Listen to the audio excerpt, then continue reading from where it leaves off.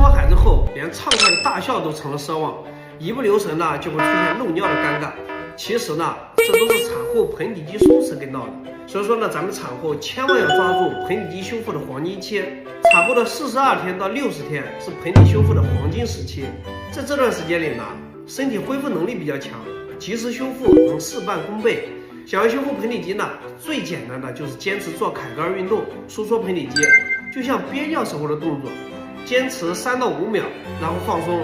重复10到15次为一组，每天呢做3组，也可以借助仪器辅助修复，可以去医院或者正规的医疗机构，在专业的指导下进行治疗。姐妹们呢，千万别忽视了盆底肌的修复，抓住黄金期，让自己找回自信和健康。